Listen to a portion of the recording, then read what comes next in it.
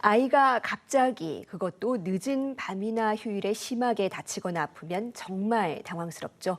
이렇게 긴박한 상황에 응급실 이용 방법을 미리 알아두면 조금 더 신속하게 대처할 수 있습니다.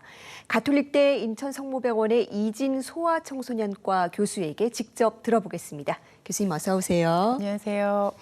예, 사실 아이가 아프면 부모는 일단 다급해지기 마련입니다. 이 무엇 하나 응급이 아닌 상황이 없는 것 같이 느껴지는데 이 의학적인 측면에서 볼 때는 응급 환자의 기준이 또 따로 있죠. 네, 원론적으로 응급의료에 관한 법률에서 정의한 응급환자의 정의를 보면 질병, 분만, 그리고 각종 사고 및 재해로 인한 부상이나 그 밖의 위급한 상태로 인해서 즉시 필요한 응급조치를 받지 않으면 생명을 보존할 수 없거나 심신에 중대한 위해가 발생할 가능성이 있는 환자를 우리가 응급환자라고 합니다. 그런데 우리나라는 의료기관 문턱이 다른 국가에 비해서 낮기 때문에 이렇게 위태로운 경우가 아니지만 응급실에 오는 경우가 더 많은 것이 현실입니다. 우리나라 소아응급실에는 대부분 발열, 호흡기 증세, 그리고 구토, 설사 같은 위장관 증세가 있거나 열성 경련을 하는 아이들이 방문하게 됩니다.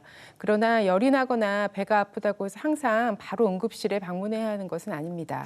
네, 어리고 아프다고 꼭 응급실에 가야 하는 건 아니다. 그렇다면 언제 응급실에 가는 게 좋을까요? 네, 만약 발열과 함께 환자의 전신 상태, 즉 의식 상태가 명료하지 못하거나 처지거나 잘 못 먹는 경우, 또 심각한 세균 감염의 위험이 높은 3개월 미만의 영아가 열이 나는 경우, 그리고 평소에 심장 질환과 같은 기저질환이 있는 환자들이 열이 나는 경우에는 바로 방문하는 게 좋습니다. 그리고 복통이 수시간 동안 점점 나빠지거나 구토가 동반되고 또 구토나 설사 때문에 소변을 안 보는 등 체중이 빠지고 또 이런 탈수가 진행되는 경우에도 응급실에 방문해야 됩니다. 그 밖에 경련이 수분이 지나도 멈추지 않거나 갑작스럽게 호흡곤란이 있거나 또 위험한 이물 삼킴이 의심되는 경우 그리고 심각한 외상이나 중독 증상이 있어도 응급진료가 필요합니다. 네, 응급실에 가야 하는 경우 우리 부모님들 꼭 알아두셨으면 좋겠고요. 그렇다면 집에서 증상을 지켜보거나 아니면 동네 병원을 찾는 게 더 효과적인 경우도 있을까요? 네, 방금 전에 설명드린 그런 응급실에 가야 하는 상태가 아닌 경우, 예를 들면 아이가 열이 나긴 하지만 오래되지 않았고 평소처럼 잘 놀고 또 배가 아프지만 그리고 또 구토나 설사 등이 있긴 하지만 강도나 빈도가 더 나빠지지 않고 밥도 잘 먹으면서 일상생활에 별 지장이 없으면 먼저 1차 의료기관을 방문해서 조치에 따르시면 됩니다. 그리고 호흡곤란이나 전신부종 등이 없는 단순한 알러지 반응, 그리고 열성 경련을 전에 했었던 아이가 이번에도 열이 있으면서 짧게 경련을 하고 바로 멈추고 의식이 명료한 경우에도 외래 진료를 받을 수 있습니다. 간단한 상처나 부상도 마찬가지입니다. 네, 증상만 보고 무작정 놀랄 것이 아니라 아이의 행동을 조금 더 세심하게 지켜볼 필요가 있겠네요. 그렇다면 이 부모나 보호자가 좀 미리 알아두면 좋은 응급 처치법도 있을까요? 네, 우선 아이가 이물을 삼켜서 숨이 갑자기 막힌 경우에는 흉부와 복부에 압력을 가하는 하임리히법으로 이물을 제거해 볼 수 있고요.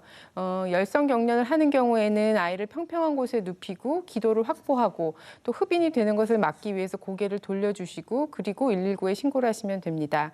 아이가 숨을 못 쉬는 것 같아서 경련을 할 때 갑자기 너무 패닉해지셔서 바로 심폐소생술을 하지는 않으셔도 됩니다. 왜냐하면 일반적으로 열성 경련은 대개 5분 내에 멈추기 때문에 심폐소생술이 오히려 아이에게 외상을 가하는 경우도 있을 수 있습니다. 또 화상의 경우에는 찬물로 화상 부위를 빨리 충분한 시간 식혀주시고 병원에 오시는 게 좋고요. 발열의 경우는 고열이 나는 경우에는 환자가 힘들 수 있기 때문에 해열제를 먹여주시고 또 주위를 시원하게 해주고 옷을 얇게 입히십니다. 그리고 미지근한 물수건을 꾹 짜서 몸을 닦아주면 체온이 좀 더 빠르게 내려갑니다. 그렇다면 응급실에 아이를 데려가려고 하는 보호자들에게 전하실 주의사항도 있으실까요? 우선 정말 응급 상황이 아니시면 응급실 방문은 자제하시는 것이 좋습니다. 네. 응급진료는 경험해 보신 분들은 모두 동의하시겠지만 아주 고생스럽고 경증인 환자들이 집에 있는 것보다 더 힘든 시간을 병원에서 보내실 수가 있습니다. 또 경증 환자를 보느라고 정말 위급한 환자들의 진료가 지연되는 경우는 더 안 좋은 시나리오입니다. 그렇기 때문에 즉각적인 응급실 방문이 필요한 경우가 아니면 1차 기관을 먼저 방문하는 것을 권해드립니다. 직장을 다니시거나 낮에 바쁜 보호자분들이 응급실을 야간 외래라고 생각하시고 경미한 증상이 있는 아이를 밤에 늦게 데리고 오시는 경우들이 있는데 이건 바람직하지 않습니다. 네, 꼭 필요한 경우가 아니라면 자제하는 것이 좋다. 그렇다면 이 어린이 환자가 응급실에 가게 되면 어떤 진료 과정을 밟게 됩니까? 우선 입구에서 환자의 중증도를 분류해서 진료가 얼마나 급한지 평가합니다. 생명이 위급하면 가장 우선적으로 진료를 하고요. 경증인 경우에는 대기 시간이 길어질 수 있습니다. 의료진이 진찰한 이후에는 필요한 검사나 치료가 있으면 이루어지고 그리고 외래 예약을 해줍니다. 입원이 필요한 환자는 해당 과로 빠르게 연결됩니다. 예, 그런데 이 코로나19 사태 이후에 응급실 이용이 어렵다는 반응들이 참 많거든요. 실제로는 어떻습니까? 네, 맞습니다. 최근 이슈로 많이 아시겠지만 소아청소년과 전공의 지원이 급감해서 소아 의사들이 부족하고요. 거기에 더해서 응급의학과 전문의 배출 수도 2021년 기준으로 봤을 때 전해에 비해서 12% 정도로 감소했습니다. 그런데 이제 코로나 이후에 마스크를 벗고 다시 학교와 어린이집 등이 정상화되면서 감염성 질환이 폭발적으로 늘었죠. 그렇지만 코로나 시기의 경영난으로 이미 많은 소아청소년과 1차 의원들이 폐업을 했고 그렇기 때문에 경증 환자를 진료할 병원이 부족해지면서 경증 환자들이 응급실로 몰리기 시작했습니다.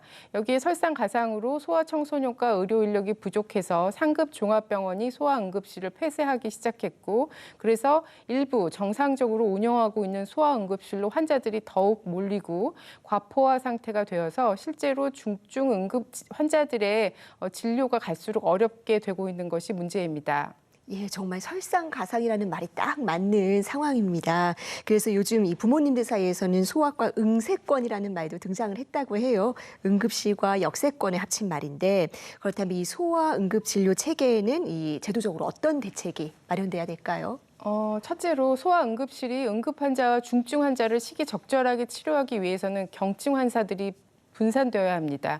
그래서 1차 의료기관인 소아청소년과 의원이 다시 살아나야 되고 대학병원급에선 전공의 빈자리를 전담 의료진들이 채워서 중증 환자를 돌봐야 합니다. 그러기 위해서는 국가 차원의 소아청소년과 지원 정책이 필요하고요. 두 번째로는 소아응급 의료진에 대한 처우가 개선되어야 합니다. 2022년에 첫 소아응급 세분위 전문의 제도가 시작된 것은 고무적인 일이긴 하지만 소아응급 분야는 소아청소년과 및 의학 분야에서도 기피하는 세부 전문 분야입니다. 네, 마지막으로 꼭 전하고 싶으신 말씀이 있으실까요? 네, 현재 우리나라의 소아 응급 진료를 담당하고 있는 의료진이 부족합니다. 해결 방법은 충원이지만 쉽지 않습니다. 이런 상황에서 소아 응급 진료를 담당하는 그 의료진들이 기운이 빠지거나 혹은 상처를 받고 소아 환자 곁을 떠나지 않게 의료 정책에 반영해 주시고 환자와 보호자분들은 이런 부족한 의료 인프라를 현명하게 이용할 수 있는 지혜를 발휘하셔야 할 때입니다. 그리고 오늘 준비를 하는데 소아청소년과 전문의이자 소아 응급 세부 전문의이신 서울성모 배우리 교수님께서 많은 도움을 주셔서 감사 말씀을 드립니다. 예, 일단 인프라가 너무 부족하니까 조금 더 현명하게 활용할 수 있는 지혜가 네. 필요하겠고요. 그리고 근본적으로는 이 소아 응급 의료에 대한 더 많은 지원과 관심이 이어지기를 바라겠습니다. 교수님 오늘 말씀 잘 들었습니다. 감사합니다.